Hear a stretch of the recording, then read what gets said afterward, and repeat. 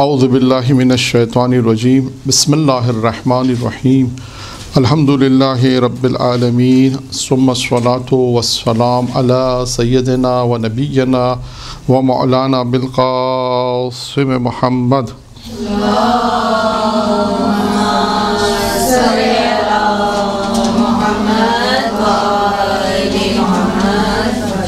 وأہل بیتہ طیبین الطاہرین المعصومین المنتخبین المیامین اما بعد۔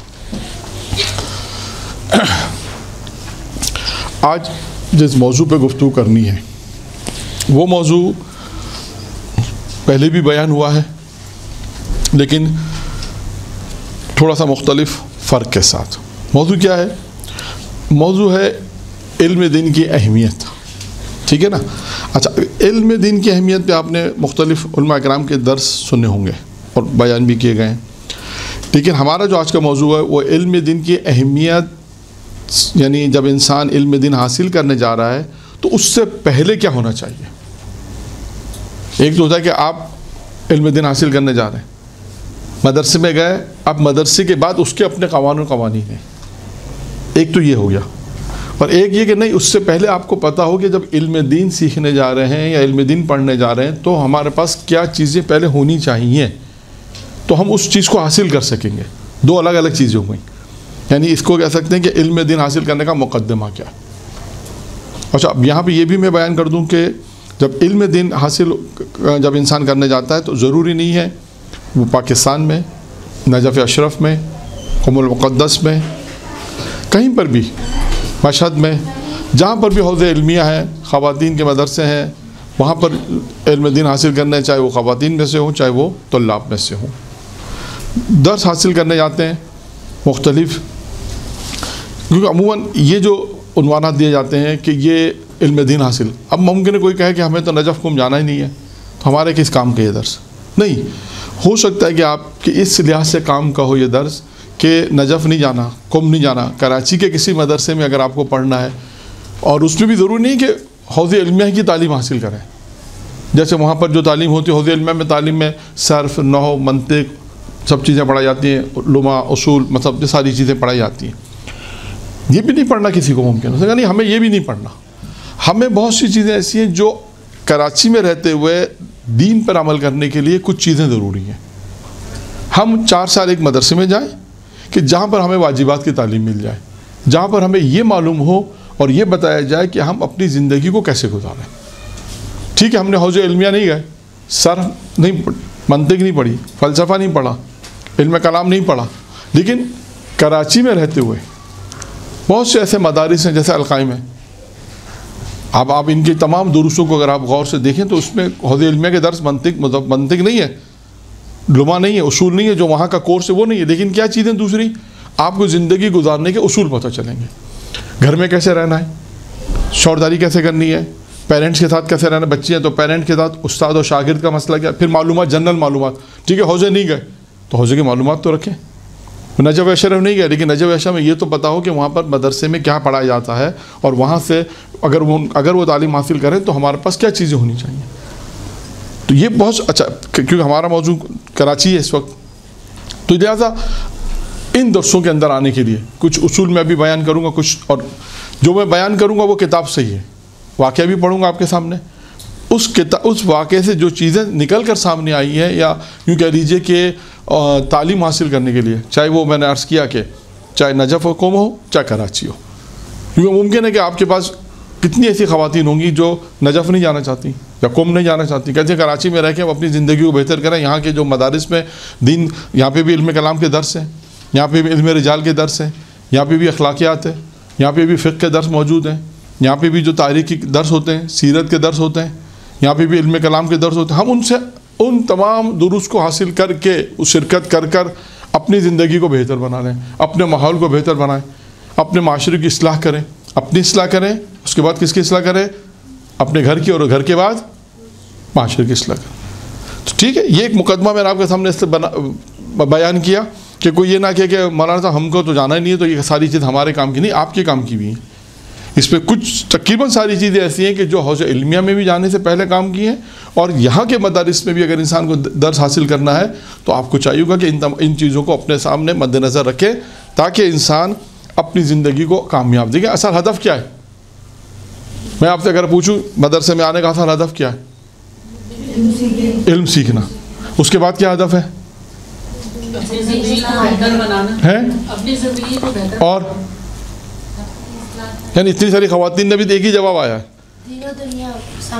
2 اور 3 ان سب چیزوں پر عمل بھی کرنا، 4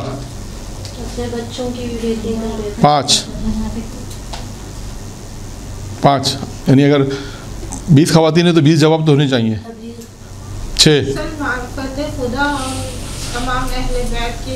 7 بس یہی تمام چیزیں جو آپ نے 7-8 جواب دی، یہی اصل ہدف ہے. اب کوشش کیا کرنی ہے کہ جو ہدف ہم بیان، جس ہدف کے تحت آپ آ رہی ہیں اس ہدف کو بھی عملی پیمانے میں پہنچانا ہے. ممکن ہے ٹائم لگے گا، بہت ساری چیزیں ایسی ہیں کہ آپ جب اپنے معاشرے میں پڑھنے کے بعد آپ جب جائیں گی تو آپ کو چیزیں نظر نہیں آئیں گی. آپ کو ایک اسٹیپ اٹھانا پڑے گا، بعض جگہ پہ آپ کو بتانا پڑے گا کہ دین یہ کہتا ہے اور ہمارا معاشرہ یہ کہتا ہے. دین یہ کہتا ہے اور ہمارا معاشرہ یہ کہتا ہے. آپ کو معلوم ہے نا ایک 4 کتابیں اللہ نے نازل کی ہیں، 4 کتابیں.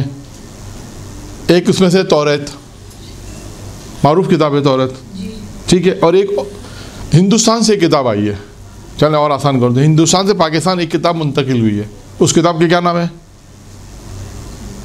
اوریت. ہاں،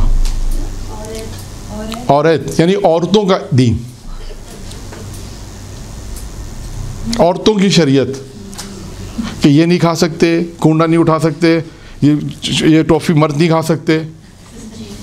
یہ کہاں کے کتنی ساری چیزیں، یہ عورتوں کا دین ہے. اسلام کا اس سے کوئی تعلق نہیں ہے. نظر و نیاز میں گئے تو یہاں سے آپ کونڈا نہیں اٹھا سکتے، اسی میں لا کے آپ کو ڈالنا ضروری ہے مثال کے طور پہ. اچھا یہ مرد نہیں کھا سکتے، اچھا یہاں مرد نہیں آ سکتے، ہے نا. ابھی تو میں 2-4 بتا رہا ہوں، اگر آپ میں سے ہر ایک کے بعد ایک ہوگا تو 20 نکات تو ہو ہی جائیں گے میرے پاس، کہ جو ایسی شریعت ہے، جس کا ایسا دین ہے جس کا شریعت سے کوئی تعلق نہیں ہے، لیکن ہے. مجلس میں جائیں تو بہت ساری چیزیں سننے میں آتی ہیں، بہت ساری چیزیں پتہ چلتی ہیں کہ ایسا ہوتا ہے ایسا ہوتا ہے. یہ کہاں سے آیا؟ سارا ہندوستان سے. ایک اور میں چلیں شریعت کی ایک مثال دے دوں آپ کو، تاکہ آپ کے نزدیک بھی واضح ہو جائے اور یہ آواز جہاں تک جا رہی ہے ان تک بھی بات ہو جائے. ایک تقریباً آج بھی ہے، بقول کسی کہ آج بھی بہت سے خاندانوں میں یہ چیز رائج ہے، البتہ تھوڑا سا کم ہوگا، لیکن ہے کیا ہے، 50 سال پہلے 60 سال پہلے جب عورت کی شادی ہوئی تو اس گھر میں آنے، شوہر کے گھر میں آنے کے بعد کون محرم بنتا ہے؟ شوہر اور دیور محرم نہیں بنتے. میں کہہ رہا ہوں محرم کون بنتا ہے؟ شوہر اور سسر. لڑکی کے لیے شوہر اور سسر، ادھر لڑکی کے لیے کیا کون محرم بنتا ہے؟ بیوی اور ساس. ٹھیک ہے. یہی ہے. ہوتا کیا تھا پہلے کہ وہ عورت اپنے سسر سے بات نہیں کر سکتی تھی. آج بھی ایسا ہے، نہیں معلوم ہے، بہت سے نے کہا، بہت سے میں خاندان کا نام نہیں لے رہا، مشہور خاندانوں میں ایسا ہے کہ اگر آج شادی ہوتی ہے تو کہا وہ بہو جو وہ سسر سے بات نہیں کر سکتی، جب کہ اسلام نے اس کو جواز قرار دیا. اور دیور سے بات کرنا ٹھیک ہے، نامحرم ہے، لیکن بے حجاب اس کے سامنے نہیں جا سکتے، لیکن اس کے سامنے بے حجاب جاتی ہیں. مطلب بعض فرق سمجھ میں آ رہا ہے؟ یہ فرق ہے. ایسی کتنی مثالیں ایسی ہیں کہ جو شریعت نے اجازت دے رکھی ہے، جو خاندانی علم آ رہا ہے، جو خاندانی ہمارے پاس جو علم منتقل ہوا ہے، خاندانی علم، اس لیے میں کہہ رہا ہوں وہ یہی ہے کہ ایک جگہ کہیں ایسا کچھ مسئلہ ہوا، اس کے بعد سے وہ آج سے ہمارے خاندان میں تو ایسا ہی ہوتا. خاندان نہیں دیکھنا، اسلام دیکھنا، دین دیکھنا جو آپ پڑھ رہی ہیں. 5 سال کے بعد بھی آپ نے پڑھا اور آپ نے کہا کہ ہمارے خاندان میں تو ایسا ہوتا تھا، تو 5 سال بعد وہ دین کہاں گیا جو آپ نے پڑھا تھا؟ وہ شریعت کہاں گئی جو آپ نے پڑھی تھی؟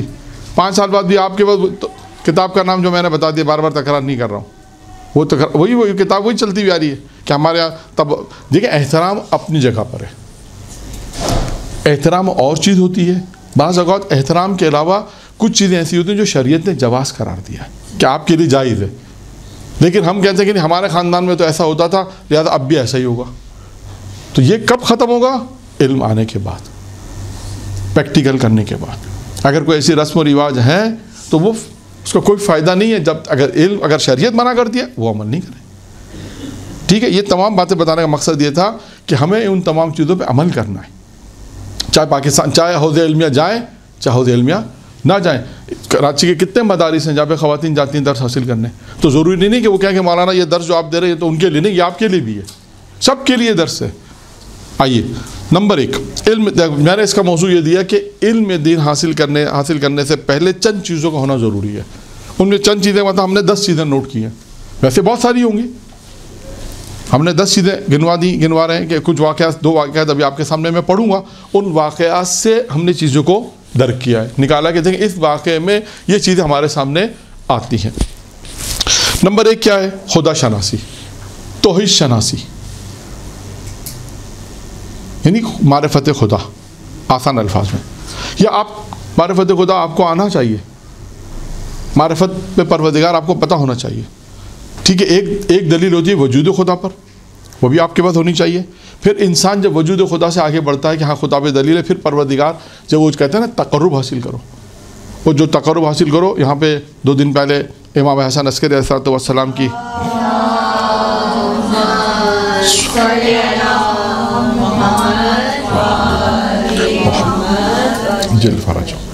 روایت ہے کہ تقرب خدا ایک ایسا طولانی سفر ہے, تقرب خدا ایک ایسا طولانی سفر ہے کہ جو بغیر رات کے جاگے ہوئے طے نہیں ہو سکتا.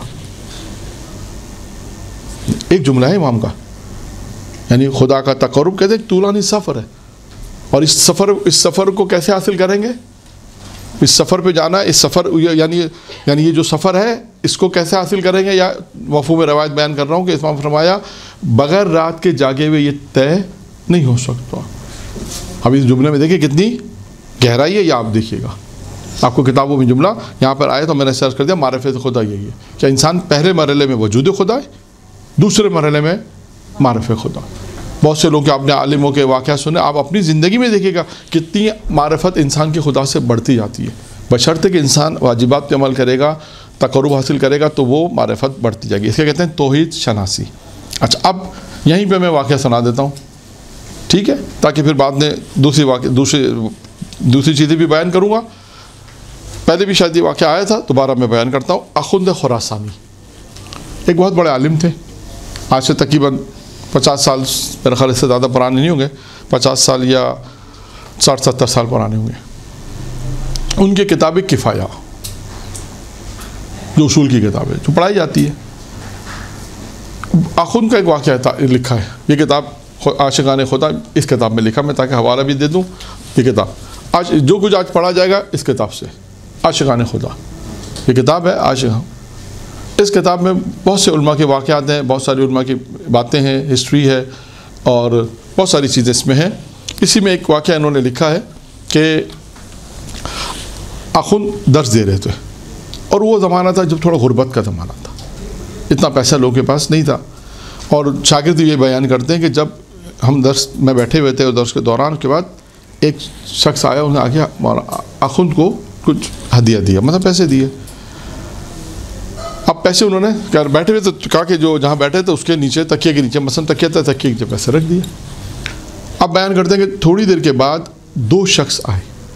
اچھا, جب پیسے آئے تو اب ان لوگوں نے, شاگردوں نے کیا خیال کیا کہ چلو ہمارے حالات بھی برے ہیں, کچھ ہمارے کو بھی شہریہ وغیرہ وظیفہ وغیرہ مل جائے گا, اور اخن جو ہمارے استاد ہیں ان کے بھی حالات کچھ بہتر ہو جائیں گے. تو یہ خیال کر کے, ابھی خیال کہہ رہے ہیں, ابھی ہم خیال کر ہی رہتے, شاگرد سوچ رہے تھے کہ یہ کچھ ہماری کمک ہو جائے گی جو ابھی پیسے آئے ہیں. اور یہ سوچ ہی رہتے کہ اتنی دیر میں دو افراد وارد ہوئے. انہوں نے اخن سے کچھ کہا تو انہوں نے کہا تم لکھ کر دے دو. انہوں نے کہا لکھ کے دیا. کہتے ہیں جو ان کا رکا جو لکھ کے دیا, تو اخن نے جتنے پیسے آئے تھے, مثلا فرض کرتے ہیں آج کے زمانے سے 1 لاکھ روپے, اچھا فکس کر لیتا اماؤنٹ تاکہ بات آسان, 1 لاکھ روپے تھے. انہوں نے 1 لاکھ روپے نکالے اور اس کو دے دی, اور وہ 2 آدمی چلے گئے. اب یہ سارے طالب علم پریشان ہو گئے, چلو تو پیسے آئے تو چلی گئے, اب ہمارا کیا ہوگا؟ آپ کون پوچھا خود سے کہ بھائی یہ کیا کیا آپ نے, ہم تو کچھ اور سوچ رہے تھے. وہ کیا ہو گیا, جو اس شاگردوں میں بھی جو سینئر شاگرد تھا اس سے انہوں نے کہا کہ آپ پوچھیں ذرا ان سے. انہوں نے پوچھا, اب سنیے. اخند نے کہا کہ وہ شخص مطلب سہم امام لایا تھا, مطلب جو مال دے سہم امام تھا, میں نے رکھ دیا. کہا جیسی اس کے بعد دو شخص وہ وارد ہوئے جو آئے تھے, ان میں سے ایک نے مجھے کہا کہ میرے 2 بیٹوں کی شادی ہے, آپ میری مدد کریں, کچھ کمک کریں. تو انہوں نے کہا کہ تم مجھے لکھ کے دے دو کتنے چاہیے. تو کہا اس نے لکھ کے دیے 50,000. تو میں نے خیال کیا کہ مطلب اس زمانے میں سوچیں کہ 50,000 میں کہاں ایک بیٹی کی شادی ہوگی, چلو لاکھ دے دیتا ہوں جتنا کہ اس کی اور کمک ہیلپ ہو جائے تاکہ اس کا مسئلہ حل ہو جائے. تو کہا کہ ہم نے اس کو پورے لاکھ دے دیے. پھر خود نے جو جملہ کہا وہ بہت مہم جملہ ہے, سنیے گا, یہ اصل. وہ دیکھا مجھے اس بات کا کچھ غم نہیں, افسوس نہیں کہ پیسے آئے اور چلے گئے, مجھے دکھ اس بات کا ہے, افسوس اس بات کا ہے کہ ابھی تک تم میرے شاگرد ہو اور تمہاری توحید بھی ابھی تک میں نے صحیح نہیں کی. تم نے کیسے خیال کر لیا کہ جو پیسے ہیں وہ تمہیں ملیں گے؟ یعنی ابھی تم نے کیسے ان پیسوں پہ بھروسہ کیا کہ جو آئیں وہ ہمیں ملیں گے؟ اس کا مطلب ہے ابھی تمہاری توحید بھی صحیح نہیں ہے. یعنی یہ بہت ہائی لیول کی بات ہے البتہ, لیکن اس کو سمجھنا پڑے گا, تھوڑا سا ہائی لیول ہے. یعنی اخون کیا کہنا چاہتے ہیں کہ جو پیسے آئے, اب آپ نے کیسے خیال کیا کہ یہ پیسے ہمیں ملیں گے, یہی سے ہماری زندگی ہوگی؟ یہ توحید نہیں ہے یہ. یعنی آپ دیکھیں خدا پہ جو اب آئے گا, خدا پہ بھروسہ, خدا پہ توکل. اب دیکھیں اب توکل کی جو واقعہ آئے گا اس میں آئے گا, میں اس میں وہاں پر روایت کوٹ کر دوں گا. تو توحید شناسی سب سے پہلے, خدا شناسی جسے ہم کہتے ہیں, معرفت پروردگار کی ایک منزل آتی ہے. یہ ایک دم سے نہیں آتی, یہ بھی میں آپ کو بتا دوں. یہ بٹن کی طرح نہیں کہ آپ نے بٹن کھولا اسی کھل گیا, بٹن کھولا لائٹ جل گئی, یہ ایسا نہیں ہے. یہ ممکن ہے کسی کو 10 سال بعد آئے, یعنی محنت کر کے, تمرین کر کے. تمرین سے کیا مراد ہے؟ ہر چیز میں کہ خدا دینے والا ہے, میں کچھ نہیں ہوں. ہر چیز میں خدا کو بیچ, آپ دیکھیں ہر چیز میں جب انسان خدا کرے گا تو پھر وہ معرفت آئے گی اور انسان کا اعتقاد پروردگار بڑھ جائے گا, اعتقاد بڑھ جائے گا. آج کتنے لوگ ایسے جو خدا تو ہے لیکن بھروسے کی بات آتی ہے تو کہ نہیں بھائی ڈر لگتا ہے. کیوں؟ اعتقاد نہیں ہے. اعتقاد بہت بڑی چیز ہے, اعتقاد بہت بڑی چیز ہوتی ہے. خیر, تو پہلی چیز, پہلا نقطہ کیا ہے؟ توحید شناسی جسے ہم کہتے ہیں. دوسری چیز ہے توکل بر خدا. تیسری چیز ہے کس استاد سے پڑھنا ہے, کس استاد کا انتخاب کرنا ہے اور کون سا طریقہ اختیار کرنا ہے. یہ ایک سوال ہے, یہ آئے گا درس جب میں لیکچر اس میں ایک واقعہ بیان کروں گا اس میں آئے گا. ایک اور اہم چیز یہ بھی ہے انسان کی اپنی تعلیمات کے اندر کہ مجھے کس سے پڑھنا ہے, میرا استاد کون ہوگا, مجھے کون سا راستہ اختیار کرنا ہے, کس طرف جانا ہے. یہ بھی بہت مہم ہے.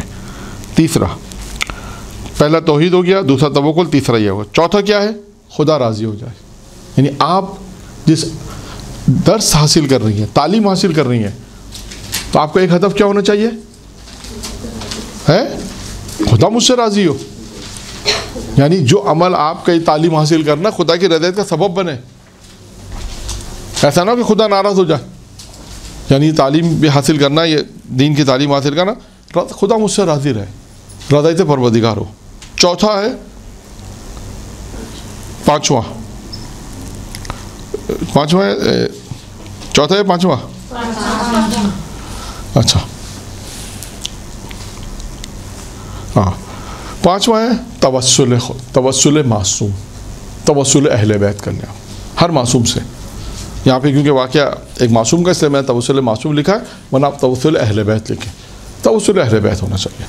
پھر ہے امام کی مدد کرنا. خود جب آپ نے توسل کیا ہے, اس توسل کے نتیجے میں امام کا جو جواب آنا آپ کے پاس. یہ ساری چیزیں بھی آپ کو ایک واقعہ پڑھوں گا تو اس میں سب بالکل واضح ہو جائیں گی. رہنمائی کرنا, یعنی امام سے جب آپ نے مدد طلب کی, امام کی مدد کرنا یعنی امام کی طرف سے آپ کی رہنمائی ہونا, امام کی طرف سے آپ کی ہدایت کا ہونا. پھر اس کے بعد ایک اور ہے اپنے نفس کی اصلاح کرنا اور اپنے نفس کو تکمیل تک پہنچانے کے بارے میں سوچنا کہ میں کمال تک کیسے پہنچوں, اپنے نفس کو کمال تک کیسے پہنچاؤں. کتنے ہو گئے؟ 8. ایک اور ہے اپنے نفس سے غافل نہ رہنا. اپنے نفس سے غافل, جواب نہیں آیا. اپنے نفس سے غافل, جواب کم آ رہا ہے. ہاں, اب مجھے پتہ چلے, سب جواب دیں تاکہ پتہ چلے. اپنے نفس سے غافل, ہاں یہ ہمیشہ بعمل عالم کے ساتھ رہے، ہمیشہ بعمل عالم کے ساتھ، بات عمل کے ساتھ، تاکہ زندگی کا ہدف حاصل ہو سکے، تاکہ زندگی کا ہدف حاصل ہو سکے. یعنی وہ جو شخص ہوگا جس کے ساتھ آپ ہمیشہ رہیں گے، وہ با تقویٰ ہونا چاہیے، با تقویٰ ہو، متقی ہو، نفس کی اصلاح کرنے والا ہو، ہدایت دینے والا ہو. تو جتنی بھی صفات اس استاد کے اندر ہونی چاہیے. پھر ایک ہو گیا، کتنے ہو گئے یہ؟ 10 ہو گئے. اچھا، 10واں کیا ہے؟ درس اخلاق میں شرکت کرنا. دیکھیں یہ حوض علمیہ میں ہوتا ہے نا، لیکن اب ضروری نہیں کہ آپ وہاں پہ درس اخلاق جمعرات کو ہوتے ہیں. عموماً وہاں پہ جمعرات کو درس اخلاق ہوتے ہیں، اس میں شریک ہونا. اب آپ کے لیے کیا ہے جی؟ آپ کے لیے کیا ہے؟ آپ تو حوضے میں نہیں پڑھتی، تو آپ کے لیے کیا ہے؟ مدرسے میں جائیں اور ایک اور کام بھی کریں اگر کر سکتی ہیں. ہر ہفتے میں ایک دن درس کسی مولانا کی مجلس سنیں، درس سنیں. ہفتے میں ایک دن اپنے کو معین کریں کہ درس، کیونکہ دیکھیں درس اخلاق بہت مہم ہوتا ہے. نجف یعنی جب ہم کم میں گئے تھے وہاں آیت اللہ مظاہری کا درس ہوتا تھا ہر جمعرات کو مسجد اعظم میں. ہمیں یاد ہے اچھی طرح، ہم نئے جب ایران میں گئے تھے.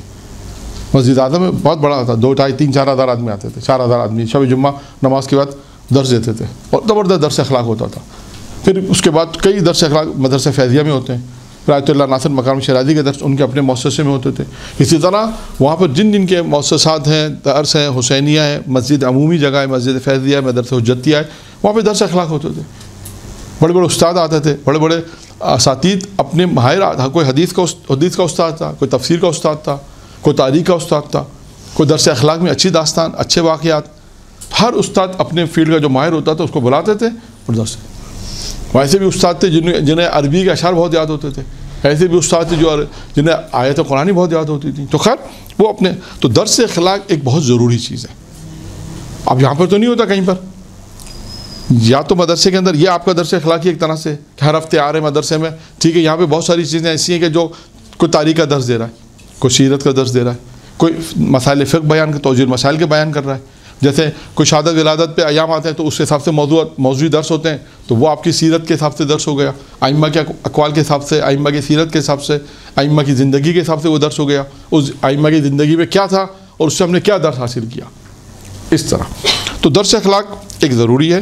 پھر اس کے بعد آخر میں ایک نقطہ میں نے لکھا تھا کہ انسان خدا کو کبھی فراموش نہ کرے. انسان کبھی خدا کو فراموش نہ کرے. کتنے ہو گئے؟ 12 پورے ہو گئے؟ چلیں ٹھیک ہے. اب یہ 12 نقطے کیا ہیں؟ یہ 12 نکات وہ ہیں کہ جو انسان کے لیے مقدمہ ہے. ایک مقدمہ ہے، کس کے لیے مقدمہ ہے؟ انسان کے لیے. کون سے انسان کے لیے؟ علم دین حاصل. اگر چاہے وہ علم دین حاصل کرنے اگر نجف نہ جائے، قم نہ جائے، تب بھی یہ اس کے لیے. جو کراچی کے کسی مدرسے میں اگر پڑھ رہی ہیں یا کسی ایسے مدرسے میں جہاں دین کی تعلیم دی جا رہی ہے، وہاں پر بھی اگر جا رہے ہیں تو وہاں پر بھی یہ چیزیں وہ اپنے اندر ان تمام چیزوں کو درک کرے، اپنے اندر ان تمام چیزوں کو رکھے. اب آئیے یہ جتنے نکات میں نے آپ کے سامنے بیان کیے ہیں، یہ میں جس کتاب سے ایک واقعہ پڑھتا ہوں آپ دیکھتی جائے گا اور میں آپ سے پوچھوں گا بھی. مجلس پڑھنے والی کتنی خواتین ہیں اس میں؟ مجلس کون کون پڑھتا ہے؟ 1 2 بس 2، باقی نہیں پڑھتی جی؟ اچھا پڑھواتی ہیں، ماشاء اللہ. مجھے ایک جملہ یاد آ گیا پڑھواتے کے اوپر. میں ایک جگہ خواتین کو درس دے رہا تھا تو میں نے پوچھا کون کون حدیث پڑھتا ہے. تو ایک صاحبہ کہنے لگی ہم ایک جگہ گئے، جلد شادی وادی میں کہیں گئے تو ہم سے پوچھا، کسی نے ہماری بیٹیا سے پوچھا کہ اماں حدیث پڑھتی ہیں؟ کہا حدیث نہیں، حدیث کسا پڑھتی ہیں صرف. کہا ہماری اماں حدیث نہیں، حدیث کسا پڑھتی ہیں. جیسے انہوں نے کہا نا کہ پڑھتی نہیں پڑھواتی ہوں. خیر اس کے اوپر ہے. خیر اب ایک میں واقعہ پڑھتا ہوں اور آپ سے پوچھوں گا واقعے کے بات. ہو سکتا ہے دوران واقعہ بلکہ پوچھتا رہوں گا کہ سب لوگ جاگتے رہیں اور یہ بتائیں گے کہ اس واقعے سے دیکھیں 10 نکات تو میں نے بتا دیا آپ کو. 12 نکات یہ علم دین حاصل کرنے سے، جو علم دین حاصل کرنا چاہتی ہیں یا چاہتا ہے، یہ 8 10 نکات 12 نکات کم از کم ہونے چاہیے.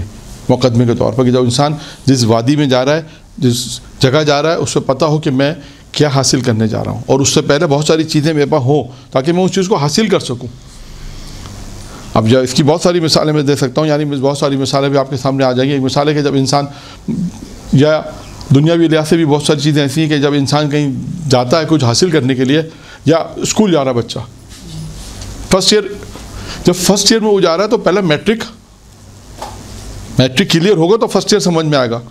جب college first year second year کب فائدہ مند دے گا؟ جب میٹرک سمجھ میں آئے. اچھا, اس کا مطلب ہے فرسٹ ایئر سیکنڈ ایئر کو حاصل کرنے کے لیے میٹرک ضروری ہے.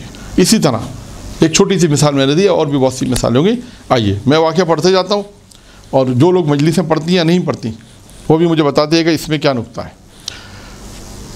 کتاب کا نام میں نے بتا دیا, صفحہ نمبر 128 پر ایک واقعہ لکھا. علامہ طباطبائی فرماتے ہیں, علامہ فرماتے ہیں, تبریز سے حصول علم کے لیے نجف اشرف جاتے وقت مجھے نجف کی وضعیت معلوم نہیں تھی, یہاں تک کہ مجھے یہ بھی معلوم نہیں تھا کہ نجف میں کہاں جاؤں گا اور کیا کروں گا. میں اس پورے سفر میں یہ سوچتا رہا کہ مجھے کیا پڑھنا چاہیے, کس استاد کے پاس پڑھنا چاہیے, کون سا راستہ اختیار کرنا چاہیے جس سے خدا مجھ سے راضی ہو جائے. جی, تبریز سے حصول دیکھیں, جب علامہ طباطبائی کہتے ہیں جب میں تبریز سے چلا نجف ایسے جاتے ہوئے مجھے نجف کی وضعیت یعنی مجھے معلوم ہوا کیا ہوگا. تو اس کو کس نقطے میں پڑھیں گے؟ توکل بر خدا. یعنی انسان توکل کر رہا ہے کہ پروردگار پہ توکل کر کے میں جا تو رہا ہوں, مجھے نہیں معلوم ہوا کیا صورتحال ہوگی, خدا تجھ پہ توکل کر کے جا رہا ہوں. اب دیکھیں, اب یہ اس توکل سے انسان اپنی زندگی میں کہاں حاصل کرے گا, یہ ذہن میں رکھیں کہ انسان اپنی زندگی میں کیا اس طرح کا توکل کرتا ہے. نمبر 1, اب ہر انسان ان تمام باتوں کو سوچے گا, اپنے آپ سے سوال کرے گا. ایک, یہاں تک کہ مجھے یہ نہیں معلوم کہ نجف میں کہاں جاؤں گا, کیا کروں گا. میں اس پورے سفر میں یہی سوچتا رہا مجھے کیا پڑھنا چاہیے, کس استاد کے پاس جانا چاہیے. جو میں نے آپ سے کہا تھا نا, سوال آئے گا, کس استاد کے پاس پڑھنا چاہیے, کون سا راستہ اختیار کرنا چاہیے, ہمیں اختیار کرنا چاہیے, پھر جس سے خدا مجھ سے راضی ہو جائے. تو اس میں 2 نقطے, نمبر 1, نمبر 2, نمبر 3 آ گئے. توکل پر خدا آ گیا, خدا شناسی بھی آئے گا اس میں, توکل بھی آ گیا, کس استاد سے پڑھنا چاہیے یہ بھی آ گیا, اور خدا راضی ہو جائے. دیکھیں آپ جو جس ترتیب سے میں نے آپ کو لکھوایا اسی ترتیب سے یہاں پر آئے گا. یہ واقعے سے ہی سارے پوائنٹ نکلیں. آپ سوچیں ایک واقعے سے کتنے نکات نکلتے ہیں. یہی خطابت ہے, یہی مجلس ہے. آپ کو کر کے لیکچر دینا ہے تو آپ نے اسی طرح کام کرنا ہے. یہ ساتھ ساتھ میں نے آپ کو ساتھ درس کے ساتھ ساتھ یہ ٹریننگ بھی آپ کی ہے کہ آپ جو کوئی واقعہ پڑھیں تو اس میں اسی طرح نکات نکالیں. آپ نے بھی ایک واقعہ پڑھا, آپس میں اگر مباحثہ کرنا ہے, ایک واقعہ آپ پڑھیں, ایک واقعہ آپ پڑھیں. اب آپ سوچیں اس میں کیا نکات ہیں, غور کریں, تفکر کریں کہ اس میں کیا چیز نکل کر آتی ہے. اب دیکھیں آپ کے سامنے 4 لائنیں پڑھی میں نے, زیادہ نہیں پڑھی, لیکن اس میں سے کتنی ساری چیزیں نکل کر آ گئیں. اب آئیے, نجف اشرف پہنچنے کے بعد میں نے امیر مومن کے گنبد کی طرف رک کر کے امیر مومن کی بارگاہ میں عرض کیا. اس سے کیا نکل کر آتا ہے؟ توسل معصوم, توسل اہل بیت. یہ تو امیر مومن کا تھا, دیگر معصومین کے بھی واقعات ہو سکتے ہیں. توسل. اب وہ کہتے ہیں میں نے امیر مومن سے کہا, اے علی, میں حصول علم کو جاری رکھنے کے لیے آپ کی خدمت میں حاضر ہوا. اس کا کیا مطلب ہے؟ اس جملے کا ایک اور مطلب ہے, اے علی, میں حصول علم کو جاری رکھنے کے لیے. اس کا کیا مطلب ہے کہ تبریز میں پڑھ رہا تھا, اب میں اس کو جاری رکھنے کے لیے یہاں پہ, یعنی میں اس کو پہلی دفعہ نہیں پڑھ رہا ہوں. اس کا مطلب تبریز میں یہ علم حاصل, ہاں, تبریز میں پڑھ رہا تھا. جیسے اب ہم کراچی سے جا رہے ہیں, فرض کرتے ہیں کراچی سے نجف جا رہے ہیں, راستے میں جہاز میں کہہ رہے ہیں یا علی مدد کرنا, ہم جا تو رہے ہیں نجف, ہمیں معلوم نہیں ہے, لیکن میں اس علم کے لیے جا رہا ہوں, اس علم کو جاری رکھوں گا. جاری رکھنے کا مطلب کیا کہ میں پہلے سے کراچی میں یہ پڑھ رہا تھا. ٹھیک ہے, کے لیے خدمت میں حاضر ہوا ہوں. کون سا, یعنی کون سا راستہ, لیکن مجھے معلوم نہیں کہ مجھے کون سا راستہ اختیار کرنا چاہیے اور کون سا پروگرام مجھے انتخاب کرنا چاہیے, کس کے پاس میں جاؤں, کیا شیڈول میرا ہونا چاہیے, کیا برنامہ, جیسے فارسی میں لوگ برنامہ کہتے ہیں, اردو میں, انگلش میں شیڈول جیسے کہتے ہیں, کیا ہونا چاہیے. آپ سے میری درخواست ہے کہ اس چیز کو میری رہنمائی فرمائیں اور فرمائیں جو میرے لیے بہتر ہو. امیر مومن سے ہدایت مانگ رہے ہیں, رہنما مانگ رہے ہیں, دیکھیں ایک طریقہ کار ہے معصوم کی بارگاہ میں. اگر اچھا ضروری نہیں ہے کہ آپ یہ کہیں تو عالم دین کے لیے نہیں, آج اپنی زندگی میں بھی آپ یہ کہیں کیا علی مثال کے طور پہ پروردگار جو جن کی شادی ہو گئی ہے خدا شوہر بہتر ہو, زندگی بہتر گزرے, اولاد اچھی ہو, یا علی ہم آپ کی بارگاہ میں آئیں. جن کی شادی نہیں ہوئی وہ دعا کریں امیر المومنین ہمیں شوہر اچھا دے, شوہر دعا مانگے, مرد وہ دعا مانگے یا بھی ہمیں لڑکی اچھی دے. مثال کے طور پہ ضروری نہیں کہ آپ کہیں کہ یہ تو مولانا علم کے لیے چھوڑ دو, ہمارے سے کیا واسطہ, ہم تو علم حاصل کرنے نہیں آ رہے. علم کے لیے بھی ہے, اپنی زندگی کے لیے بھی ہے. ماں باپ اپنی اولاد کے لیے دعا مانگے پروردگار یا امیر المومنین یا خداوندہ میری اولاد کو نیک کر, یا علی ہم آپ کی بارگاہ میں آ رہے ہیں ہماری اولاد کے نصیب اچھے کر. یہ سب تمام دعائیں. لیکن انہوں نے کیونکہ ہمارے موضوع اس وقت علم ہے تو زیادہ ساری باتیں علم سے مربوط ہیں. انہوں نے ساری چیزیں علم کے متعلق مانگی کہ یا کیا میں آپ کی بارگاہ میں آیا ہوں, مجھے کون سا طریقہ اختیار کرنا چاہیے. پھر اس کا فرمایا اور وہ ہو, اور آپ میری درخواست آپ سے کہ اس چیز کو میرے لیے رہنمائی فرمائیں, آپ میری رہنمائی فرمائیں جو میرے لیے بہتر ہو. دیکھیں آخر میں ایک جملہ بہت اہم انہوں نے کہا ہے جو ہم لوگ نہیں کرتے. آخر میں کیا کہا, جو میرے لیے بہتر ہو. ٹھیک ہے, میں نے اب وہ کہتے ہیں طباطبائی صاحب کہتے ہیں, کیا کہتے ہیں, میں نے کرائے پر مکان لے کر اس میں سکون اختیار کی اور انہیں ابتدائی دنوں میں جب کہ میں نے درس ابھی شروع نہیں کیا تھا, ابھی میں نجف میں آیا مقیم تھا, میں نے مکان کرائے پہ لے کے چند دن گزرے تھے. ایک دن گھر میں بیٹھا تھا, اپنے مستقبل کے بارے میں سوچ رہا تھا. اچانک کسی نے دق الباب کیا, میں نے دروازہ کھولا, وہاں پر ایک بزرگ عالم دین کھڑے. انہوں نے مجھے سلام کیا اور گھر میں داخل ہو گئے اور پھر کمرے میں بیٹھ کر مجھے خوش آمدید کہنے لگے. ان کا چہرہ بہت زیادہ جذابیت اور نورانی تھا. انہوں نے نہایت خلوص کے ساتھ مجھ سے گفتگو کی. اچھا اب اس میں ایک چیز اور آئی کہ امام امیر المومنین السلام نے جس کو بھیجا تھا اس نے خلوص کے ساتھ کیا. اب آئے گا آگے. دوران گفتگو انہوں نے میرے سامنے کچھ اشعار پڑھے اور پھر کہنے لگے. اب آئیے اصل بات, یہاں سے ایک چیز اور نقطہ آ گیا کہ وہ طباطبائی صاحب کہتے ہیں کہ جو صاحب آئے تھے عالم دین آئے تھے, بھی ان کا نام آئے گا آخر میں, کہ وہ جو آئے تھے انہوں نے بہت خلوص کے ساتھ میرے ساتھ گفتگو کی, بہت خلوص کے ساتھ. اس کا مطلب ہے کہ رہنمائی کرنے والا جو امیر المومنین جن کو بھیجا تھا وہ بھی اخلاص شامل ہے, وہ بھی اخلاص کے ساتھ آیا. آپ وہ فرماتے ہیں طباطبائی کہنے لگے کہ جو لوگ, اب انہوں نے کہا, طباطبائی کہتے ہیں انہوں نے کہا جو لوگ حصول علم کے لیے نجف اشرف آتے ہیں ان کے لیے بہتر ہے کہ وہ حصول علم کے علاوہ, حصول علم تو حاصل کرنا ہی کرنا ہے, اس کے علاوہ کیا کرنا ہے. اب دو چیزیں بہت مہم ہے, دو چیزیں بتائیں. اپنے نفس کی تہذیب اور تکمیل کے بارے میں سوچا, تزکیہ نفس, اپنے نفس کے بارے میں سوچا, اپنے نفس کے تزکیہ نفس کریں, تہذیب نفس, اپنے نفس کی اصلاح, پاک کرنا نفس کو, اور تکمیل کے بارے میں, اس نفس کو تکمیل تک پہنچانے کے بارے میں, جسے ہم کہتے ہیں اپنے نفس کو کمال تک پہنچانے کے بارے میں, کہ میں اپنے نفس کو کیسے کمال تک پہنچاؤں گا. پھر انشاءاللہ بیان کریں گے. امیر المومنین کی روایت ہے کہ انسان کو 6 چیزیں کمال تک پہنچاتی ہیں. ٹھیک ہے. پھر اس کے بعد کہا کہ پھر انہوں نے کہا کہ سوچو انہیں اپنے نفس سے غافل رہنا نہیں چاہیے. دیکھیں 2 چیزیں بہت مہم بیان کی انہوں نے, کہا حصول علم کے ساتھ ساتھ کیا کرنا ہے, اپنے نفس کی اصلاح کرنی ہے, تزکیہ نفس کرنا ایک, اور اپنے نفس سے غافل نہ رہنا. اچھا اب یہ تو دیکھیں علم کے ساتھ ساتھ ہم اپنی زندگی میں بھی یہی ہے, دنیاوی زندگی میں بھی چاہیے. ایسا نہیں کہ انسان دنیا میں, آپ دیکھیں ہم سب کے لیے کرتے ہیں, انسان اپنی ذات کے لیے شاید نہیں کرتا. خدا کہتا ایسا نہ ہو کہ انسان سب کے لیے کرے, اپنے لینا نہیں. انسان اپنے دوسروں کو جو کرنا ہے, بچوں کا کرنا ہے, ماں باپ کا کرنا ہے, اپنی اولاد کا کرنا ہے, انسان اپنے لیے بھی کرے گا ساتھ. تو یہ سارے ثواب کے کام انسان کے اپنے لیے بھی ہیں. پھر انہوں نے کہا 2 چیزیں بہت مہم انہوں نے کہی, یہ 2 چیزیں بہت مہم ہیں, اپنے نفس کی تکمیل اور نفس کی تہذیب کے لیے, نفس اصلاح نفس کے لیے. پھر اس کے بعد یہ کہہ کر وہ چلے گئے.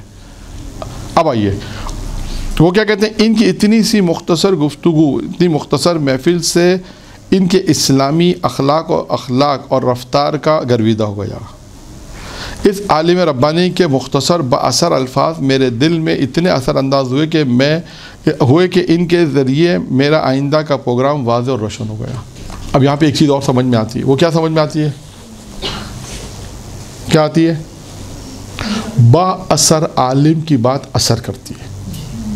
یہ یاد رکھیے گا, با اثر عالم جو ہوں گے, با عمل عالم, جب بھی کوئی با عمل عالم ہوگا وہ بات کرے گا تو اثر انداز ہوتی ہے, دل پہ جا کے لگتی ہے. کہتے ہیں بات دل پہ لگتی ہے, سمجھ میں آتی ہے. کیوں آتی ہے, کہ وہ عالم خود عمل کرنے والے. انہوں کہا وہ آئے کمرے میں آئے, ان کے چہرے سے جذابیت تھی, نورانیت تھی, آدمی اسی کو دیکھ کے تھوڑا پریشر میں آ جاتا ہے, جیسے کہتے ہیں نا کہ امپریس ہوتا ہے کہ ہاں یہ کیوں شخصیت ہوگی. پھر جب وہ گفتگو کرتے ہیں, پھر وہ جو بات کرتے ہیں تو وہ دل میں اثر ہوتا جاتا ہے, گہرائی کہتے ہیں, وہ کہتے جاتے ہیں دل میں اثر بات گہرائی کے اندر ہوتا ہے. کہتے ہیں اتنی مختصر گفتگو تھی, 5 7 10 منٹ کی, شاید 10 منٹ لے لیں, 15 منٹ لے لیں, جتنی بھی مختصر گفتگو رہی, مختصر محفل میں جو کچھ بھی ہوا کہ وہ میرے دل پر اثر انداز ہوتا گیا. تو اس کا مطلب ہے بعمل جو عالم ہوتے ہیں اس کی بات اثر انداز ہوتی ہے. اس کو بھی نوٹ کر لیں ان پوائنٹس میں. پھر اس کے بعد کہا کہ اثر انداز کے بغیر, اور اس کے ان تمام کی باتوں سے کیا ہوا, مجھے آئندہ کا اپنا پروگرام روشن ہو گیا کہ مجھے اب آئندہ کیا کرنا ہے. یہاں سے ایک سوال کا جواب کیا تھا کہ توسل معصوم, اور اس کے بعد میں نے ایک چیز اور لکھوائی تھی, کیا تھی معصوم کا, یہ تھا رہنمائی. یہ آ گیا سر, آپ نے توسل کیا, انہوں نے رہنمائی فرمائی کہ نجف آئے ہو امیر. دیکھیں اس کے کہتے ہیں اخلاص سے مانگنا, اس میں خلوص کو بھی شامل کریں, اس میں خلوص کو شامل کریں. ایک جو انہوں نے بھی خلوص بتایا, آپ خود اس واقعے سے خلوص کو نکالیں کہ خلوص ہے کہ انسان کے اندر آپ کسی بھی معصوم کی بارگاہ میں جائیں تو پہلی شرط اخلاص ہے. اور مجھے چاہیے اخلاص کے ساتھ طلب کرے, درخواست کرے, پھر امام علیہ السلام آپ کی جو مدد کریں گے وہ اس کا جواب ہے, پھر آپ کی رہنمائی ہوگی. اب وہ کیا کہتے ہیں آخری جملہ, میں جتنا عرصہ نجف اشرف میں رہا اس بتقویٰ عالم کا دامن نہ چھوڑا اور اس سے متصل یہاں تک. اب اس کا کیا مطلب ہوا ہے کہ ہمیشہ با عمل عالم کے ساتھ رہیں, ہمیشہ. یعنی اب کراچی میں تو آپ کے مولانا تو بہت مشکل ہے, نہیں اتصال رکھیں. آج کل مطلب درس میں کوئی چیز پوچھنا ہے عالم سے پوچھیں, کوئی اہم چیز پوچھنی ہے عالم سے پوچھیں, علم کے متعلق پوچھنا ہے عالم سے پوچھیں. بہت سے ایسے مشورے ہیں جو آپ کو عالم دیں گے. وہ کتاب نہیں دے گی جس کا نام پہلے میں نے بیان کیا تھا. وہ کتاب کون سی تھی؟ عورت. وہ آپ کو اتنا مشورہ نہیں دے گی جتنا کون دے گا؟ عالم دے گا. ان دونوں کو فرق کرنا ہے آپ نے. آج کے درس کے بعد ان دونوں میں ڈفرینس ہونا چاہیے. آج پتہ چلا آپ سے لوگ پوچھے مولانا نے کیا درس دیا, تو کہ ہمیں پتہ چل گیا کہ ہمارے پہ ایک شریعت تھی, پہلے ہمیں نہیں معلوم تو شریعت کا کیا نام تھا. لیکن مولانا صاحب جی سوشل پریشر بھی تو پھر فائدہ کیا دین پڑھنے کا؟ یہ دین کس لیے پڑھ لیں گے؟ سوشل پریشر کے لیے نہیں, اس سے نکلنے کے لیے. تو پھر اس سے نکلنے کا نام ہی دین ہے, اس کو جواب دینے کا نام ہی دین ہے. لیکن لڑائی جھگڑے کے ساتھ نہیں, اصلاح کے ساتھ. جھگڑا نہیں ہونا چاہیے, یہ اصول یاد رکھیے. مولانا صاحب پھر کچھ لوگ بید بھی تو نہیں, بید بیس میں کچھ نہیں ہوگی, کوئی بید بھی نہیں ہوگی. اگر آپ کے ماں باپ ہیں یا دادا دادی ہیں جو احترام کے ساتھ, میں نے بالکل احترام کے ساتھ. دیکھیں کچھ دفعہ ایسا ہوگا کہ آپ ہو سکتا ہے کہ آپ پر واجب نہ ہو, آپ چھوڑ دیں. آپ کا فرض کیا ہے؟ کوشش کرنا. آپ کا فرض ہے بتانا, کوشش کرنا. جتنا آپ کے پاس اپنے بچوں پہ عمل کرانے کا پاور ہے وہ کرا سکتے. اچھا نہیں مولانا صاحب, ایک بات ہے جیسے میری والدہ کے یہاں یا میرے سسرال میں کوئی اس طرح کی درست نام پہ کچھ آپ کا فرض کیا ہے؟ آپ ان کو بتا دیں دیکھیں یہ کام غلط ہے شریعت کے لیے. میں اس سے بائک آؤٹ کر دوں کہ میں اپنی اولاد نہیں بائک آؤٹ, دیکھیں بائک آؤٹ کرنا ایک الگ مسئلہ. پہلے مرحلے پہ آپ نے ان کو انفارم کرنا ہے کہ یہ کام غلط ہو رہا ہے. جی سر. اگر انہوں نے کہا نہیں ہم نے تو کرنا ہے, آپ کہیں ٹھیک ہے آپ کریں, ہمارا فرض تھا جتنا ہم نے سیکھا آپ کو بتا دیا, ٹھیک ہے. اب ہم اس پروگرام میں اس حد تک شریک ہوں گے کہ جو ہماری ضرور واجب حد تک ہے. یعنی ایسا بھی نہیں کہ آپ جھگڑا کر کے کہیں چلی جائیں گے, ہم تو آپ کے خاندان سے تعلق رہتا ہے, یہ نہیں ہو سکتا. یہ مشکلات ہیں بچوں کے لیے بھی, زندگی کے لیے بھی, شوہر کے لیے بھی. آپ اپنا حصہ جتنا دین سیکھا اتنا ان تک پیغام پہنچائیں اور اتنا اصلاح کے ساتھ. میں بار بار کیوں کہہ رہا ہوں کہ جھگڑا کریں گے ہمیشہ کے لیے مشکلات پیدا ہو جائیں گے. آپ کا فرض ہے بتانا, آپ نے بتایا, انہوں نے اگر عمل کرنا ہے تو ٹھیک, عمل نہیں کریں وہ ان کی شرعی ذمہ داری ہے, وہ پوری کریں گے. آپ نے اپنی ذمہ داری پوری کر کے بتا دیا, اگر وہ عمل کرتے ہیں تو فبیا, نہیں کرتے عمل, آپ اپنا اتنا حصہ رکھیں کہ جتنا آپ حرام کام نہ کریں. مثال کے طور پہ فرض کریں شادی میں وہ شادی مس گئی, مثال آپ وہ مثال دے دیتے ہیں, آپ اپنے حجاب سے جائیں, آپ نامحرم سے نہیں ملے, آپ فوٹو نہیں کھینچائیں. بھائی آپ کا اس میں یہ حصہ تو ہو سکتا ہے نا کہ آپ کی جو ذمہ داری وہ آپ پوری کریں. بھائی انہوں نے حجاب کا انتظام نہیں کیا, خوب نہیں کیا, آپ نے ان سے کہا یہ کام غلط کر رہے ہیں آپ لوگ, انہوں نے کہا ہم تو کریں گے, آپ نے کہا ٹھیک ہے, آپ کی اپنی ذمہ داری اب ختم ہو گئی. اب آپ اس حصے میں کیونکہ ضرورت ہے, خاندان کا فرد ہے, تو آپ وہ فرد وہ ادا کریں کہ جس سے آپ حرام سے محفوظ رہیں. آپ کہیں ٹھیک ہے ہم نامحرم کے ساتھ تصویر نہیں کھنچائیں گے, ہم باحجاب جائیں گے, ہم اس شریک میں جائیں گے محفل میں, لیکن اس حد تک جتنے وقت ہماری ذمہ داری وہ ہم پوری کریں گے بس. کیونکہ بالآخر آپ کو رشتہ رکھنا پڑے گا آہستہ سے. خدا نخواستہ وہ وقت وہ اتنی جلدی خدا نخواستہ ایسا نہ ہو کہ انسان بہت جلدی جو ہے وہ اب قطع نہیں. آپ ہر ایک, کیونکہ ہمارے معاشرے میں دیکھیں یا تو ہے یا تو نہیں ہے, دو حصے. تو ہمیں کیا کرنا ہے, دین سیکھنے کے ساتھ آج آپ اپنے بچوں کو آج تربیت کریں تو 10 سال بعد تو آپ کے لیے مشکل کھڑی نہیں کریں گے. یہ ہماری کیوں مشکل ہوتی ہے کہ ہماری تربیت نہیں ہوئی. آج ہم نے اپنے بچوں کو بتایا نہیں, نہ 20 سال پہلے ہمیں کسی نے بتایا, تو آج یہ ساری مشکلات کھڑی ہو رہی ہیں. آج اپنے بچوں کو آپ نے بتایا, بچوں کو, بڑوں کو, بچوں سے پیرنٹس کو, مطلب اپنے ارد گرد کہ بھائی یہ حرام ہے, یہ حلال ہے, یہ حرام ہے, یہ ہم نے مدرسے میں پڑھا, یہ دین اسلام کہتا ہے. یہ چیز غلط ہے.